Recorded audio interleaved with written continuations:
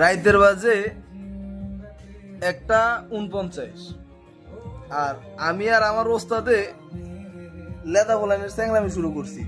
আপনাদের একটু জিনিসটা দেখাই যে আমরা আসলে কি করতেছি, যে এত রাইতে কি আরে ওরা। আমরা এটা স্ট্রাকচার বানাইতেছি যে আমাদের যে কুড়ে ঘরটা আছে না, এই কুড়ে ঘর আলহামদুলিল্লাহ যে তৈরি করছে কারিগর আমি, কিন্তু ফুটায়া তোলার সম্পূর্ণ ক্রেডিট হলো আমার ওস্তাদ মিজান ভাই। তো আজকে আমিও সন্ধ্যার সময় ঠিক এরকম যখন দোকানে বসে রয়েছি, ক্যাশ কাউন্টারে বসে বসে কি করবো, তো ফাঁসে বয়া বয়া এর একটা ছোট্ট ছোট্ট করে একটা কুড়ে ঘর বানাইলাম। তো বানানোর পরে আমি যখন কুড়ে ঘর ফার্স্টে বড় কুড়ে ঘরটা বানাইছি, তখন আপনার সব করছি, একটা দোলনা বানাইছি, একটা ঘর বানাইছি, চেয়ার কিনছি, টেবিল কিনছি, সব কিছু করছি। কিন্তু করার পরে আপনার মানে পুরা কুড়ে ঘরটা খালি খালি লাগে, মানে জিনিসটা কেমন জানি চোখে বাঁচতেছে না। তখন আল্লাহ তাআলা আমারে মনে করেন যে কোনো একটা মাধ্যম বা যে কোনো একটা সিস্টেমে আমার ওস্তাদের দ্বারা না হালাইলো। তো সেইখান থেকে আজ পর্যন্ত আলহামদুলিল্লাহ আমার যত টুকিটাকি ছোট ছোট কাজ আছে, এগুলো কাজ না, এগুলো হলো ভালোবাসা। কারণ ভালোবাসা ছাড়া এগুলো আসলে কখনো সম্ভব না।